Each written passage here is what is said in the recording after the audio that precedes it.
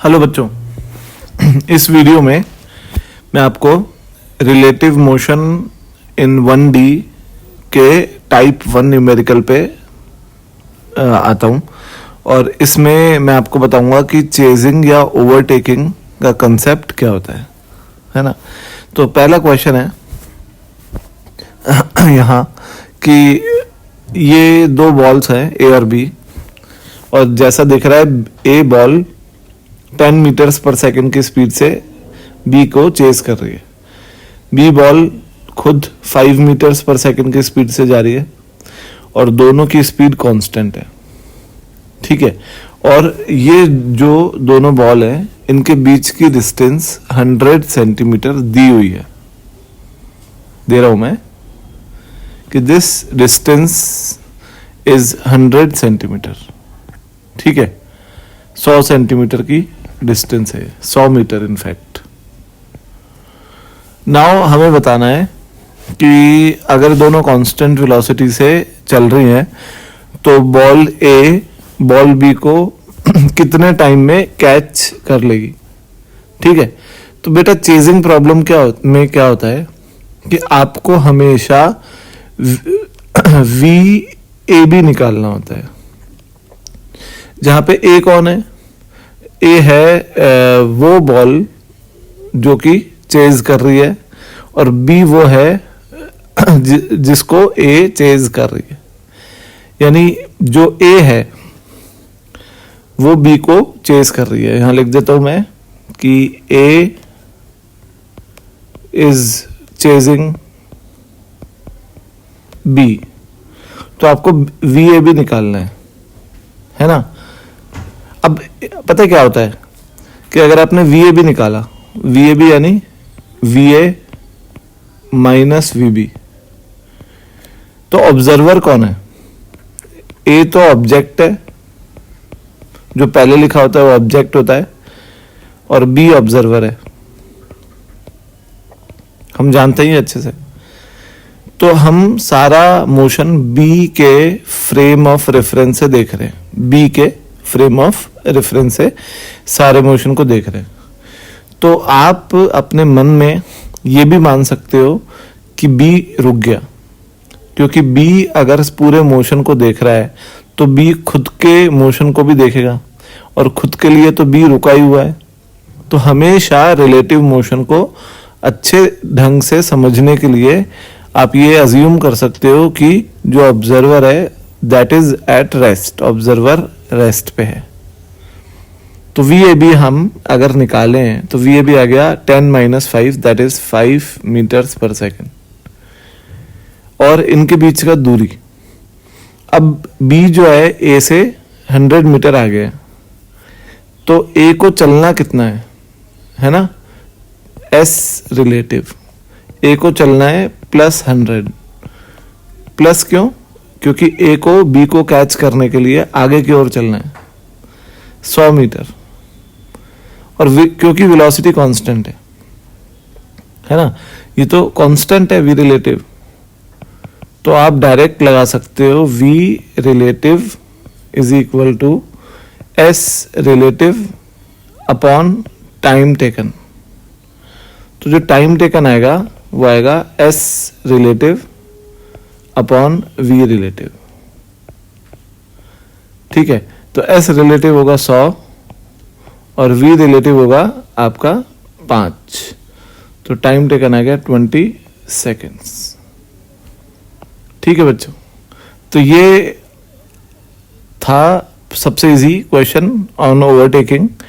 इसमें सबसे इंपॉर्टेंट बात ये याद रखनी है कि जो चेज कर रहा है वो ऑब्जेक्ट बना लो, और जिसका चेजिंग हो रही है, जिसका पीछा हो रहा है, उसको ऑब्जर्वर बना लो। और ऑब्जर्वर जो है वो हमेशा रुका हुआ आप मान सकते हो। ठीक है बच्चों, इतनी सी बात ध्यान रखेंगे। तो अब आते हैं अपन अगले न्यूमेरिकल पे। इस क्वेश्चन में बच्चों दो ट्रेन है ए और बी, और ये सेम ट्रैक पे चल रही हैं और जो बी है वो ए से आगे है। अब ए के ड्राइवर ने बी को देखा कि वो सेम ट्रैक पे आ गए हैं और ए की वेलोसिटी ज़्यादा है, कितनी है 25 मीटर्स पर सेकेंड और बी की 15। तो बेटा अगर ए की वेलोसिटी 25 है और बी की 15 है तो इनमें कोलिजन होगा क्योंकि ए तेज़ जा रहा है। तो ए के ड्राइवर ने इस खतरे को देखते हुए ब्रेक मारे और रिटार्ड हुआ आगे जाते हुए। तो आपको बताना है कि इनके बीच का ये डिस्टेंस जो है वो कितना होना चाहिए, कम से कम मिनिमम डिस्टेंस इनके बीच का कितना होना चाहिए कि कोलिजन अवॉइड हो जाए। तो लेट्स सपोज ये डिस्टेंस है x, तो x की minimum value to avoid the collision. तो बेटा सबसे पहले मैंने फिर बोला कि A is chasing B, A B को चेज कर रही है, तो VAB निकाल लो। VAB आएगा VA माइनस VB, तो VAB आ गया VA is 25 minus 15, that is 10। अब एक्सेलरेशन निकाल लो AAB। तो बेटा A जो है वो रिटार्ड हो रहा है, तो रिटार्ड यानी उसका एक्सेलरेशन -1, रिटार्डेशन 1 दिया है, ठीक है ना। माइनस B का एक्सेलरेशन 0 है, B का जो एक्सेलरेशन है वो 0 है और A का एक्सेलरेशन पीछे है 1, ठीक है, ये आ गया। अब कोलिजन अवॉइड करने के लिए जो है A ठीक B से टकराने से पहले ब्रेक मार ले, और ब्रेक मारने का मतलब ये है कि A रुक ना जाए। ब्रेक मारने का मतलब होता है कि A और B की रिलेटिव वेलोसिटी 0 हो जाए, यानी A और B सेम वेलोसिटी पे आ जाए। ये भी लिख देता हूं मैं यहाँ कि braking to avoid collision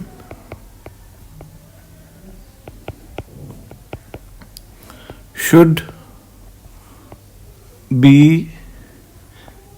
be such that the V relative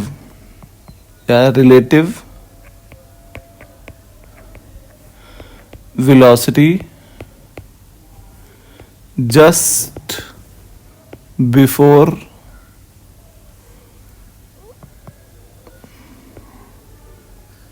collision becomes 0। Breaking इस तरीके से होनी चाहिए कि रिलेटिव वेलोसिटी कोलिजन होने से जस्ट पहले 0 हो जाए, है ना। कई बच्चे सोचते हैं कि A रुक जाए, नहीं, रोकना नहीं है। आपसे पूछा मिनिमम डिस्टेंस कितना होना चाहिए, तो अगर A की वेलोसिटी B के बराबर आ जाए जस्ट कोलिजन से पहले तो कोलिजन अवॉइड हो जाएगा, ठीक है। तो इनिशियल V रिलेटिव कितना है 10, है ना, इनिशियली, और इसको अपन लिख देते हैं U रिलेटिव, ताकि उससे ये पता लगे कि ये इनिशियल वेलोसिटी है कि नहीं।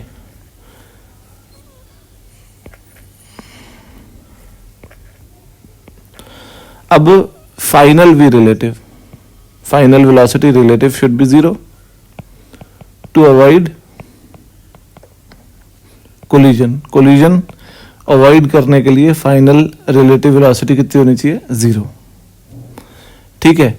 और रिलेटिव डिस्टेंस कितना है, चलना है A को B के रिस्पेक्ट में, तो S relative distance should be equal to x, ठीक है बात। तो अब आप ये बताओ कि इक्वेशन लगाते हैं S बराबर ut plus half AT square. S relative कितना है बेटा x, है ना, या आप हमको देखो टाइम यहाँ पर नहीं दिया है तो आप S बराबर ut plus half AT square मत लगाओ क्योंकि टाइम नहीं दिया है। इसकी बजाय आप लगाओ v स्क्वायर बराबर u स्क्वायर प्लस 2as, और ये v relative, u relative, s relative, a relative. तो v रिलेटिव 0 है, u रिलेटिव कितना है, पहले 10 था उसका स्क्वायर, और क्योंकि a रिलेटिव माइनस है तो -2 इंटू 1, और s रिलेटिव कितना है, x।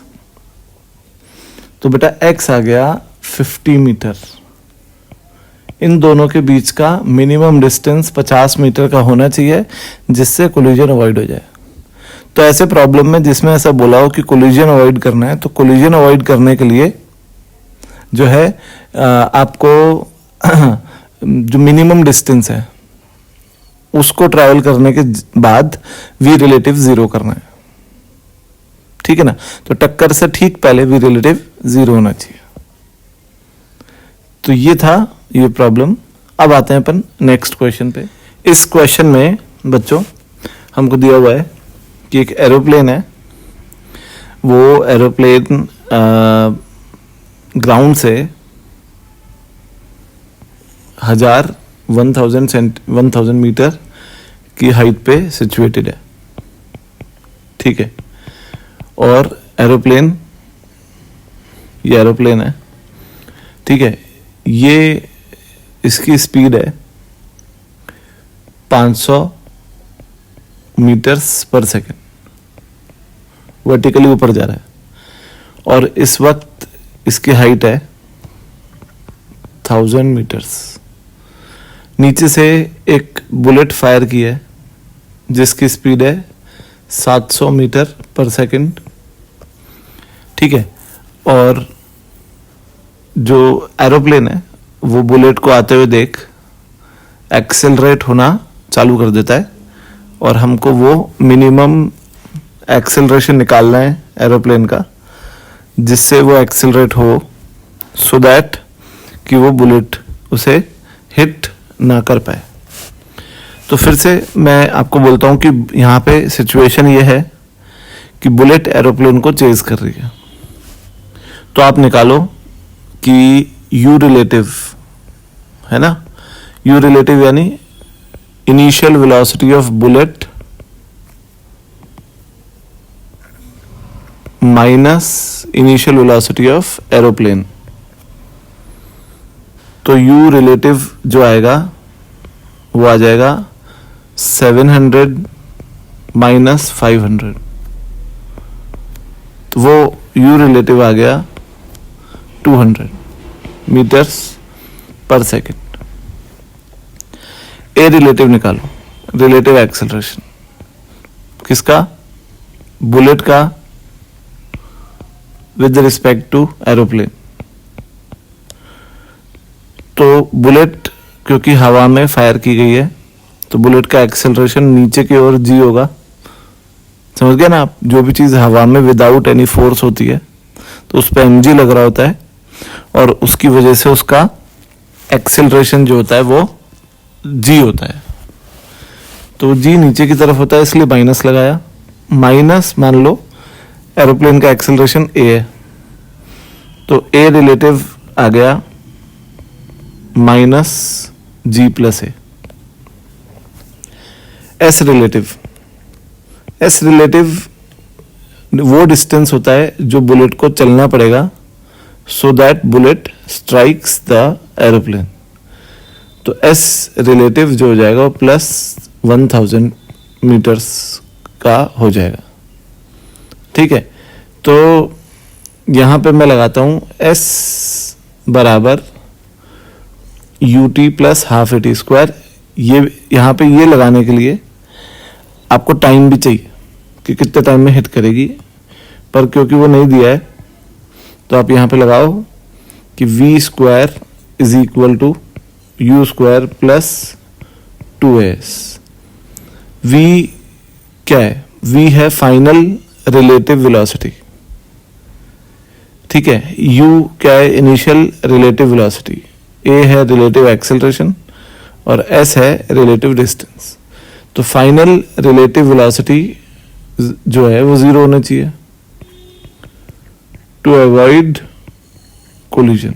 कोलिजन अवॉइड करने के लिए 0 होनी चाहिए, ठीक है। तो 0 is equal to relative velocity initially 200 थी तो उसका स्क्वायर है ना, -2g+a इंटू एस रिलेटिव 1000।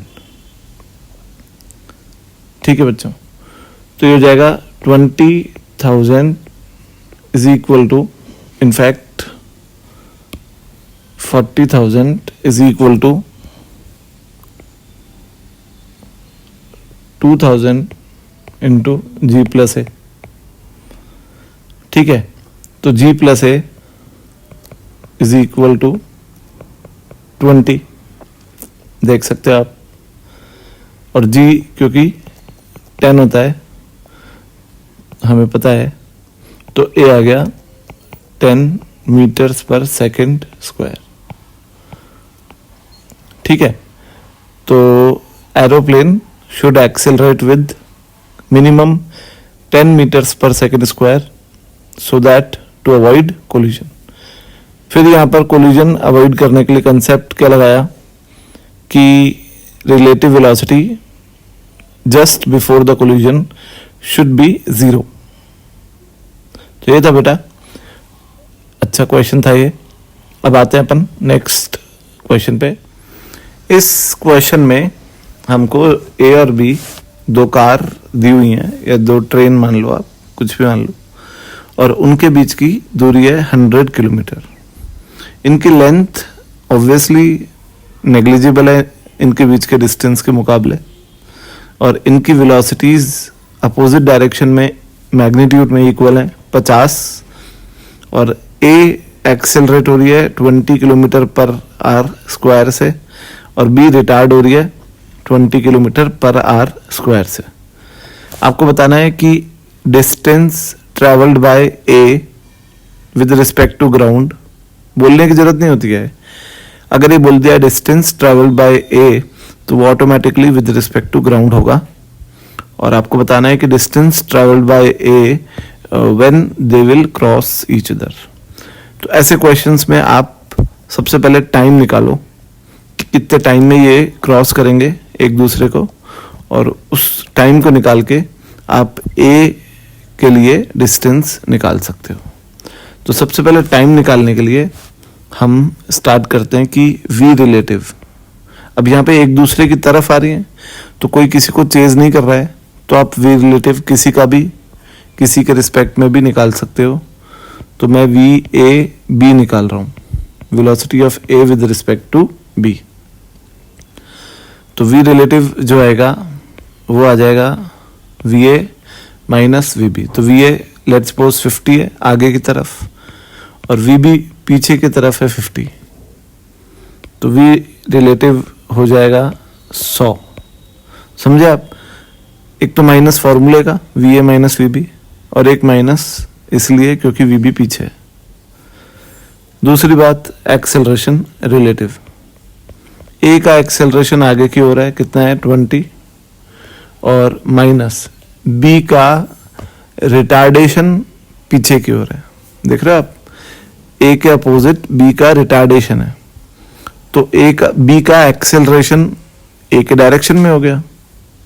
भाई एक्सेलरेशन रिटार्डेशन के अपोजिट होता है, तो अगर रिटार्डेशन पीछे है तो एक्सेलरेशन आगे हो गया, तो बी का भी एक्सेलरेशन आगे हो गया 20। समझ गए? तो रिलेटिव एक्सेलरेशन 0 हो गया। अब इनको क्रॉस करने के लिए आपस में रिलेटिवली कितनी डिस्टेंस चलना है? 100 किलोमीटर इनको चलना है टू क्रॉस ईच अदर। तो आप टाइम निकालने के लिए s is equal to ut plus half at square लगाओ, s को 100 रख दो, u जो है वेलोसिटी, इनिशियल वेलोसिटी रिलेटिव, वो हो जाएगी 100, टाइम आपको पता नहीं, और एक्सेलरेशन ऑब्वियसली 0 है रिलेटिव। तो जो टाइम आया वो 1 सेकेंड आया।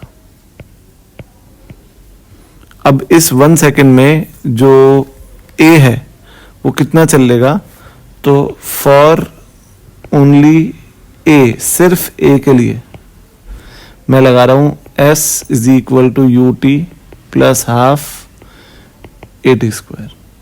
एस हमें निकालना है, यू हमें पता है 50, टाइम है 1 प्लस हाफ, एक्सेलरेशन है 20 और टाइम है 1 का स्क्वायर, तो एस आ गया 60 मीटर्स। तो distance travelled by A will be 60 metres when they will cross each other. ठीक है बच्चों, इजी था। तो अभी अपन आते हैं नेक्स्ट क्वेश्चन पे। इस क्वेश्चन में बच्चों हमें दिया हुआ है कि दो ए और बी दो कार्स हैं जो कि 30 किलोमीटर पर आवर की स्पीड से चल रही हैं, और एक तीसरी कार है सी जो अपोजिट डायरेक्शन में आ रही है। सी की स्पीड हमें निकालनी है और सिचुएशन ये दी हुई है कि सी जो है ए और बी को क्रॉस करने में टाइम लगाता है 4 मिनट्स, यानी बी को क्रॉस करने के बाद 4 मिनट के अंदर वो ए को भी क्रॉस कर लेता है। ए और बी की स्पीड 30 किलोमीटर पर आवर दी हुई है और हमें सी की स्पीड निकालनी है। तो velocity of C with respect to A या फिर velocity of C with respect to B, एक ही बात है, वो कितनी आएगी वीसी। अब मैं अब देखो पीछे के डायरेक्शन को आप प्लस मान सकते हो क्योंकि आप मोशन किसका एनालाइज कर रहे हो, सी का, और सी पीछे जा रहा है। तो V C minus V A या फिर वी बी, कुछ भी लिख सकते हो, या तो लिख सकते हो V C minus V B, है ना, वेक्टर फॉर्म में लिखा है। अब वी सी ए हो गया वी सी पता नहीं कितना है, वी सी लिख दिया। अब मैंने स्केलर फॉर्म में लिखा है, अब मैग्नीट्यूड निकाल रहा हूँ, और माइनस जो वी ए है वो -30 क्योंकि वो आगे है और मैंने पीछे वाले डायरेक्शन को प्लस माना है। तो वी सी ए जो है वो हो गया वी सी +30, देख सकते हो आप। ठीक है, और डिस्टेंस कितना ट्रैवल करना है एस रिलेटिव 5 किलोमीटर, और जो टाइम लगने वाला है वो 4 मिनट लगने वाला है। तो S बराबर UT plus half AT square लगा दो। A तो वैसे 0 है, S है 5, U जो है रिलेटिव वो है VC +30, और जो टाइम है वो 4 मिनट है। अब आप ये देखो कि 30 किलोमीटर पर आवर दिया हुआ है ना, तो आप जो है या तो वेलोसिटी को किलोमीटर पर मिनट में चेंज कर लो। तो अगर आप वेलोसिटी को किलोमीटर पर मिनट में चेंज करोगे तो 60 से डिवाइड कर दोगे, क्योंकि एक आवर में 60 मिनट्स होते हैं, समझ गए।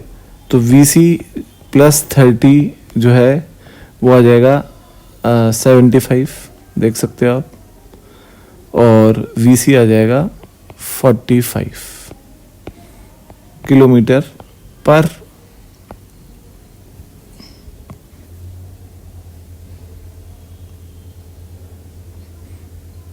आवर।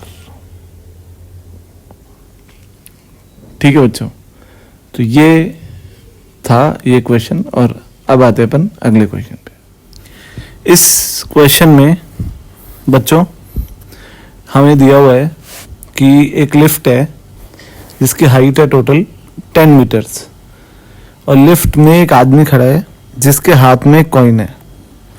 कॉइन जो है ग्राउंड से 2 मीटर की हाइट पे है, और लिफ्ट नीचे 11 मीटर्स पर सेकंड से जा रही है।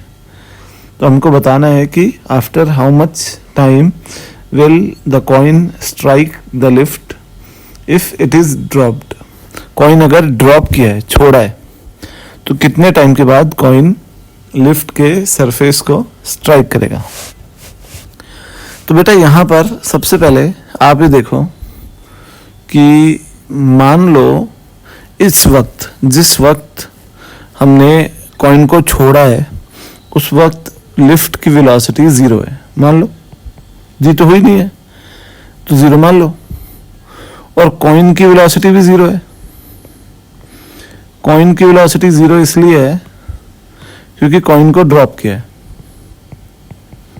है ना, कॉइन को तो ड्रॉप किया है। तो जो चीज को ड्रॉप करते हैं उसकी इनिशियल वेलोसिटी 0 होती है। दूसरी बात कि अगर आपने कॉइन को छोड़ दिया तो कॉइन mg के अलावा कॉइन पे कोई और फोर्स नहीं लग रहा है, तो कॉइन का जो एक्सेलरेशन होगा वो होगा g, है ना, नीचे की ओर। ऐसे लिख देता हूं, ठीक है, वेक्टर ना भी लगाएं तो मैंने डायरेक्शन लिख दिया। और लिफ्ट का एक्सेलरेशन जो है वो है नीचे की ओर 11, है ना। कॉइन लिफ्ट के सरफेस से टकराएगा तो coin is chasing the lift. तो acceleration of coin with respect to lift अगर अपन निकालें तो दोनों नीचे ही हैं, a coin minus a lift, है ना। ए कॉइन, कॉइन का एक्सेलरेशन कितना है 10, लिफ्ट का 11, और ये अपन ने नीचे की ओर लिखा है। तो acceleration of coin with respect to lift हो गया -1, -1 नीचे की ओर। यानी अगर अपन इसको लिखें कि इसकी डायरेक्शन कहाँ होगी, तो अगर नीचे एक्सेलरेशन नेगेटिव है तो ऊपर एक्सेलरेशन पॉजिटिव होगा। तो अपन इसको लिख देते हैं +1 ऊपर की ओर। सही है बात, क्लियर एकदम। अब इनिशियल वेलोसिटी रिलेटिव 0 है, यानी velocity of coin with respect to lift 0 है। और आप ये सोचो कि अगर u रिलेटिव 0 है और a रिलेटिव +1 ऊपर की ओर है तो कॉइन लिफ्ट के रिस्पेक्ट में ऊपर जाएगा, क्योंकि कॉइन का लिफ्ट के रिस्पेक्ट में एक्सेलरेशन ऊपर की ओर है। अब इसका मतलब क्या है? इसका मतलब यह है कि कॉइन से ज्यादा तेज लिफ्ट नीचे जा रही है, तो कॉइन लिफ्ट के अंदर जो आदमी खड़ा है उसको ऊपर जाता हुआ दिखेगा, और इसीलिए कॉइन लिफ्ट के ऊपर वाले सरफेस पे हिट करेगा। तो जो टाइम है कॉइन का हिट करने का वो निकालना है। तो S = ut + ½ at²। बेटा S, अब अगर कॉइन अपर साइड को हिट करेगा, रूफ को, तो 8 मीटर चलना पड़ेगा। तो S रिलेटिव हो गया 8, ठीक है। U रिलेटिव 0, A रिलेटिव +1 और t²। तो t आ गया बेटा 4 seconds. Coin will hit the roof in 4 seconds. ये था बेटा क्वेश्चन। अब आते हैं अपन नेक्स्ट क्वेश्चन पे। इस क्वेश्चन में बेटा एक लिफ्ट है जो कि ग्राउंड से 50 मीटर की हाइट पे है, और वो लिफ्ट जो है उसके अंदर एक बच्चा है जिसने एक बॉल को ऊपर फेंका है 5 मीटर्स पर सेकेंड की स्पीड से विद रिस्पेक्ट टू लिफ्ट। और जिस वक्त बॉल को फेंका उस वक्त लिफ्ट खुद ऊपर की ओर जा रही है 3 मीटर्स पर सेकेंड की स्पीड से। लिफ्ट का रूफ नहीं है, लिफ्ट की रूफ नहीं है, मतलब खुली हुई है लिफ्ट ऊपर से, और ये जो वेलोसिटी है बॉल को फेंकने की 5 मीटर्स पर सेकेंड, ये विद रिस्पेक्ट टू लिफ्ट है, ठीक है।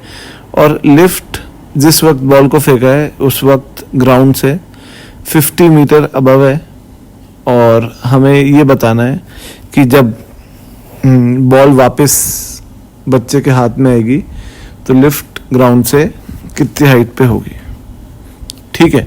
ये हमारा क्वेश्चन है। तो बेटा अब यहाँ पे सबसे पहले अपन बात करते हैं कि inside the lift, inside the lift, lift के अंदर जो बच्चे ने बॉल फेंकी है उसका यू रिलेटिव कितना है लिफ्ट के रिस्पेक्ट में, तो वो 5 है। कई बच्चे जल्दीबाजी में 5 - 3 कर देते हैं, यानी दोनों लिफ्ट की वेलोसिटी और रिलेटिव वेलोसिटी को माइनस कर देते हैं, पर इसलिए गलत है क्योंकि हमें ऑलरेडी बॉल की रिलेटिव स्पीड ही दी हुई है लिफ्ट के रिस्पेक्ट में, है ना। अगर बॉल की स्पीड ग्राउंड के रिस्पेक्ट में दी होती तो हम उस स्पीड में से लिफ्ट की स्पीड माइनस कर देते तो रिलेटिव आ जाती, पर ये ऑलरेडी हमें रिलेटिव स्पीड ही दी हुई है। तो हमें सबसे पहले ये देखना है कि लिफ्ट का एक्सेलरेशन तो 0 है, कांस्टेंट स्पीड दी हुई है, मैंने मेंशन किया हुआ है, और जो बॉल है उसका एक्सेलरेशन होगा -g, मतलब नीचे की तरफ j कैप। ठीक है, तो अब मैं टाइम निकालूं अगर कि कितनी देर में बॉल वापस बच्चे के हाथ में आ जाएगी, तो जो टाइम आएगा वो आएगा सिंपली 2u/g, है ना, फॉर्मूला अपन जानते हैं। तो 2 × 5/10 यानी 1 सेकेंड, टाइम आ गया 1 सेकेंड। ठीक है, अब जो है बात अगर करें अपन कि लिफ्ट कितना ऊपर होगी, तो बेटा ऑलरेडी लिफ्ट कितना ऊपर थी, लिफ्ट 50 मीटर्स ऊपर थी, तो एडिशनल डिस्टेंस लिफ्ट ने और कितना ट्रैवल किया, 3 मीटर्स पर सेकंड की वेलोसिटी से 1 सेकंड में लिफ्ट जो ट्रैवल करेगी डेल्टा एस वो 3 मीटर्स होगा। तो जो हाइट हो जाएगी वो ऑलरेडी पहले तो 40 पे थी लिफ्ट, प्लस 3 मीटर और ऊपर गई, तो जो हाइट हो जाएगी वो हो जाएगी, इनफैक्ट पहले 50 मीटर पे थी, तो हाइट हो जाएगी 53 मीटर्स।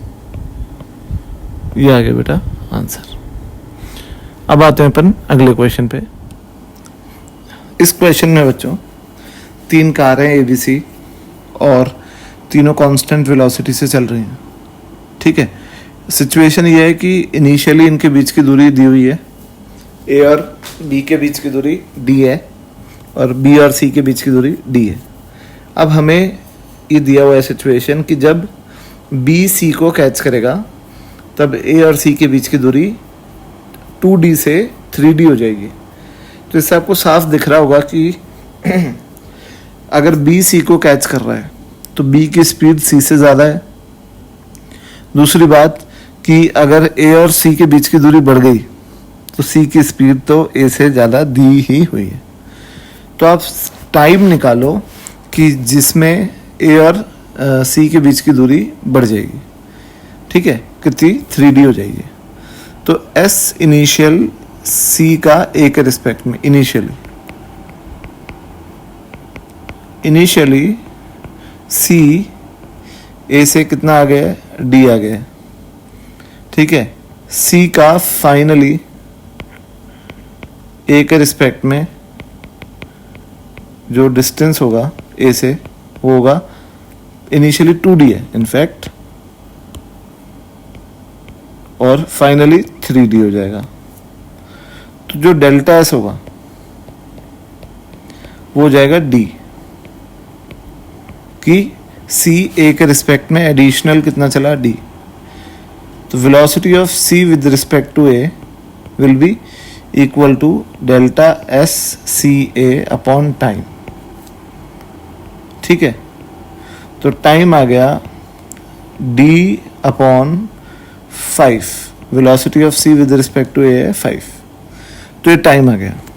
अब दिया हुआ है कि इतने ही टाइम में B C को कैच कर लेता है। For B to catch C, अगर B C को कैच करेगा तो V रिलेटिव जो हो जाएगा B का C के रिस्पेक्ट में। वो हो जाएगा v माइनस 10। और अगर कैच कर लिया तो इनके बीच की दूरी d थी और b ने ये d दूरी ट्रैवल कर ली आगे की ओर, तो डिस्टेंस ट्रैवल्ड हो गया d और टाइम टेकन हो गया d/5। ठीक है, तो v जो है बच्चों वो आ गया 15 मीटर्स पर सेकेंड। तो b जो कार है इसकी स्पीड आ गई 15 मीटर्स पर सेकेंड।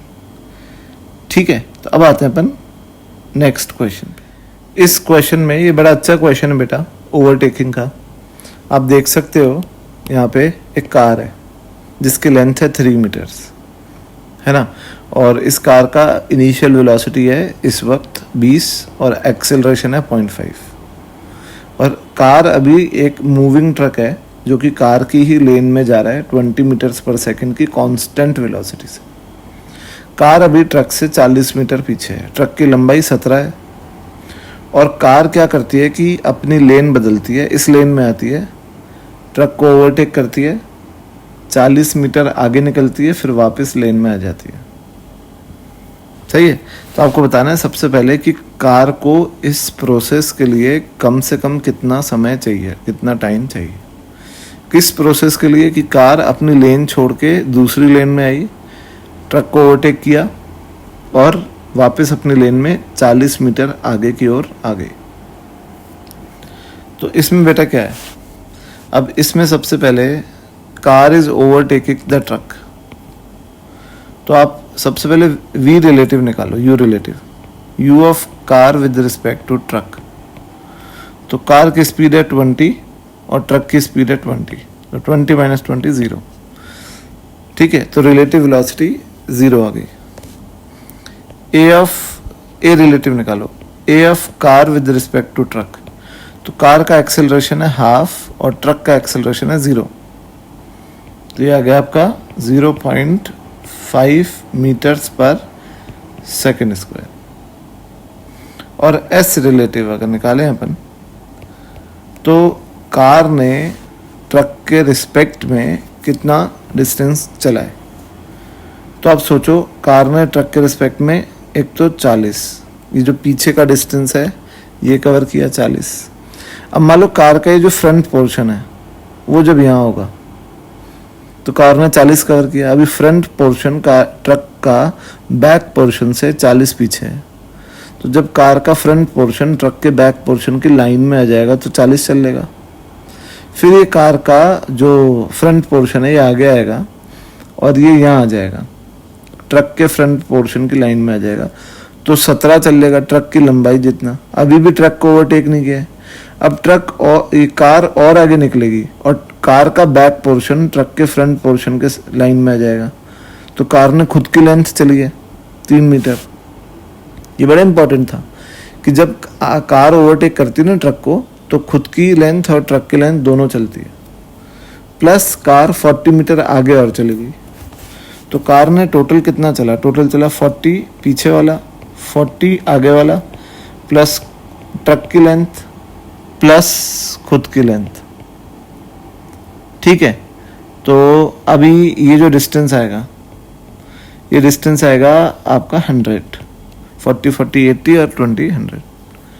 ठीक है, और s is equal to time निकाल लेते हैं, s is equal to ut plus half 80 square. तो s रिलेटिव कितना है 100, u रिलेटिव 0, a रिलेटिव कितना है हाफ और t square.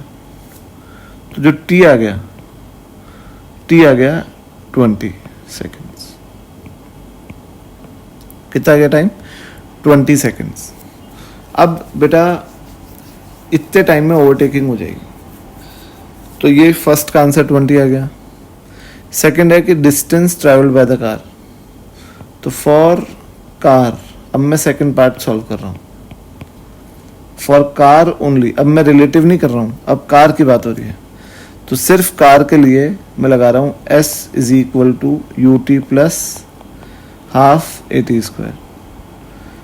s is equal to u, u कितना है कार का 20 time 20 plus half acceleration half और t स्क्वायर यानी 400। ठीक है, तो s आप देख सकते हो कि 20 इंटू 20 हो गया 400 और 400 प्लस 100 हो जाएगा 500। तो s ऑफ कार आ जाएगा 500 मीटर, 500 मीटर। अब आते हैं अपन थर्ड पे कि फाइनल स्पीड ऑफ कार। तो फाइनल स्पीड के लिए हम लगा रहे हैं v is equal to u plus 80। तो v is equal to u was 20, a was half और टाइम वॉज 20, v इज 30।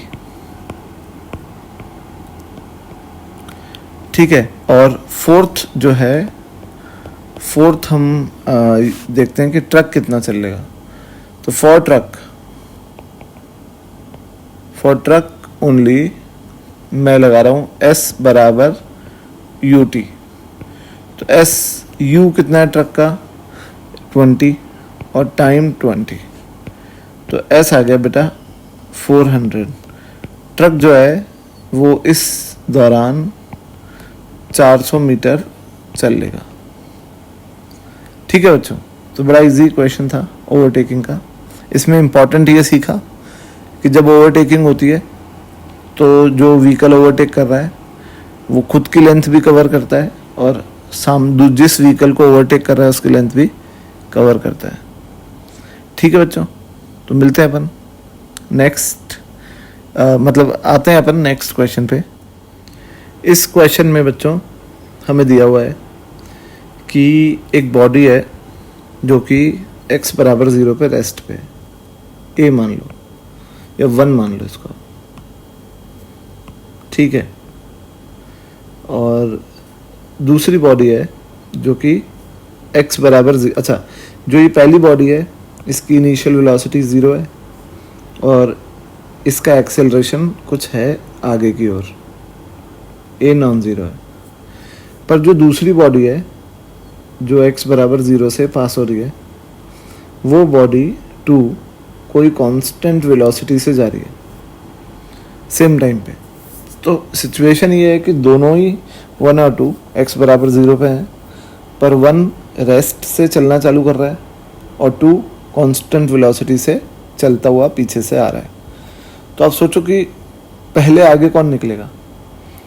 शुरू में तो दोनों का x में डिस्प्लेसमेंट, x कोऑर्डिनेट सेम है 0 है, तो शुरू में x में डिस्प्लेसमेंट x1 माइनस x2 एक दूसरे के रिलेटिव 0 होगा।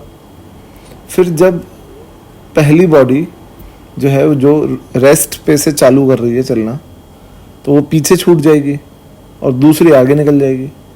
फिर धीरे धीरे क्योंकि पहली बॉडी एक्सेलरेट कर रही है तो वो इस डिस्टेंस को, जो गैप बन गया, इसको कवर अप करके दूसरी को ओवरटेक करेगी। पर तब तक पहली तो पीछे रहेगी ना दूसरी से। तो सिचुएशन जो ग्राफ है वो कैसा बनेगा सोचें अगर अपन, तो ग्राफ चालू कहाँ से होगा 0,0 से, क्योंकि इनिशियली दोनों का x कोऑर्डिनेट सेम था। तो x1 माइनस x2 0। फिर जो है सेकंड आगे निकल गई तो x2 बड़ा हो गया और x1 माइनस x2 नेगेटिव हो जाएगा। फिर जब बॉडी 1 सेकंड को ओवरटेक करेगी, फिर से दोनों का रिलेटिव डिस्टेंस x कोऑर्डिनेट का रिलेटिव x1 माइनस x2 0 हो जाएगा, क्योंकि जब ओवरटेक हो रहा होगा तब दोनों का x कोऑर्डिनेट सेम होगा। और फिर उसके बाद जो 1 है वो क्योंकि एक्सेलरेट कर रहा है तो वो आगे निकल जाएगा। तो जो करेक्ट ग्राफ आएगा वो कौन सा आएगा इसका, ऑप्शन नंबर 2, कि पहले जो है वेलोसिटी x रिलेटिव 0 था, फिर नेगेटिव हुआ x1 माइनस x2, फिर 0 हो गया, फिर पॉजिटिव हो गया। तो बच्चों ऐसे बड़ा इजी क्वेश्चन था ये। और अब आते हैं अपन नेक्स्ट क्वेश्चन पे। इस क्वेश्चन में बच्चों हो ये रहा है कि एक बिल्डिंग है जिसकी हाइट है 240 मीटर और उस बिल्डिंग से 2 स्टोन्स को फेंका गया है ऊपर की ओर 10 मीटर्स पर सेकंड से और 40 मीटर्स पर सेकंड से। तो हमको बताना है कि इनमें से कौन सा ग्राफ जो है वो सही है regarding the relative position of second stone with respect to first. तो सिचुएशन ये है कि यहाँ से दोनों स्टोन्स को ऊपर फेंका है 20 और 10 से, और हमको बताना है कि y2 माइनस y1 कौन सा ग्राफ सही है। सबसे पहले ऐसे ग्राफ में बेटा बड़ा सिंपल होता है कि आप ये देखो, आप डेटा पे मत जाओ कि यहाँ पे ये 240 है कि ये 8 या 12, इन पे मत जाओ, लॉजिक्स लगाओ। लॉजिकल क्वेश्चन ज़्यादा आते हैं कि ये बताओ कि ए रिलेटिव कितना है। ए ऑफ 1 पहले स्टोन का एक्सेलरेशन भी -g है और ए ऑफ 2 भी -g है। दोनों स्टोन्स का एक्सेलरेशन g ही है नीचे की ओर, सही है बात। अब ए रिलेटिव कितना है, ए रिलेटिव हो जाएगा 0। तो अगर ए रिलेटिव 0 है तो वी रिलेटिव कांस्टेंट हो जाएगा, क्योंकि अगर रिलेटिव एक्सेलरेशन 0 है तो रिलेटिव वेलोसिटी जो होगी वो कांस्टेंट होगी। तो इसका मतलब ये तो पक्का हो गया कि जो एस रिलेटिव होगा वो होगा V relative into time. Direct लिख सकते हो आप अगर एक्सेलरेशन 0 है तो एस रिलेटिव और वी रिलेटिव में graph y is proportional to x, straight line होगी। तो अगर ये ग्राफ स्ट्रेट लाइन है तो जब तक दोनों स्टोन्स हवा में हैं, दोनों का जो रिलेटिव डिस्टेंस का ग्राफ है वो स्ट्रेट लाइन होगा। तो ये आपको चारों ही ऑप्शन में दिख रहा है कि शुरू में ये ग्राफ स्ट्रेट लाइन ही है, ठीक है। अब आती है बात कि बाद में क्या होगा। बाद में ये होगा कि टाइम ऑफ फ्लाइट जो होगा पहले वाले का, जो फर्स्ट स्टोन है जिसकी वेलोसिटी 1 है, उसका टाइम ऑफ फ्लाइट जो होगा वो सेकंड के टाइम ऑफ फ्लाइट से कम होगा, और इसलिए फर्स्ट वाला पहले ग्राउंड पे आ जाएगा, सही है ना। तो अब जब व्हेन फर्स्ट स्टोन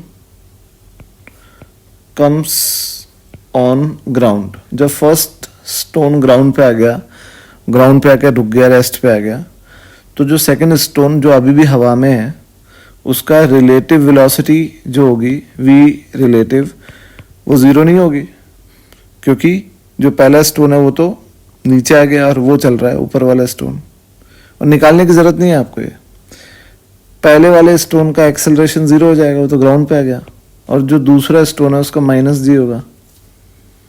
तो ए रिलेटिव 2 का 1 के रिस्पेक्ट में A2 माइनस A1, तो वो आ रहा है -g, आ रहा है नेगेटिव। तो अगर एक्सेलरेशन नेगेटिव है, ठीक है, और S रिलेटिव हो गया S2 माइनस S1, वो पॉजिटिव है क्योंकि 2 अभी भी 1 से ऊपर है हवा में। तो अगर S पॉजिटिव है और A नेगेटिव है तो एक्सेलरेटेड मोशन का जो ST ग्राफ है वो पैराबोला होता है। अब सवाल ये उठता है कि इस पैराबोला का मुंह कहाँ खुलेगा। तो जब भी एक्सेलरेशन नेगेटिव होता है जैसा इसमें है तो पैराबोला का मुंह नीचे की ओर खुलता है, बताया हुआ है मैंने पहले। तो इसमें बेटा जो करेक्ट आंसर होगा वो ऑप्शन नंबर सी हो जाएगा कि पैराबोला बनेगा ये और इसका मुंह नीचे खुलेगा। इसमें आपको ये टाइम वाइम निकालने का कोई भी ज़रूरत नहीं है, ठीक है। तो यहाँ पे टाइम बच जाएगा आपका अगर आपको ग्राफ की नॉलेज है थोड़ी सी तो, और बेटा होनी ही चाहिए। देखो ऐसा आप नहीं बोल सकते कि नहीं है, क्योंकि ऐसी तो ये नॉलेज होगी नहीं। तो I think you need to reexamine yourself कि आप एलिजिबल हो क्या आईआईटी देने के लिए, ठीक है बच्चों। तो ये थे क्वेश्चंस। अब अगले वीडियो में टाइप 2 के प्रॉब्लम्स बताऊंगा। Thank you.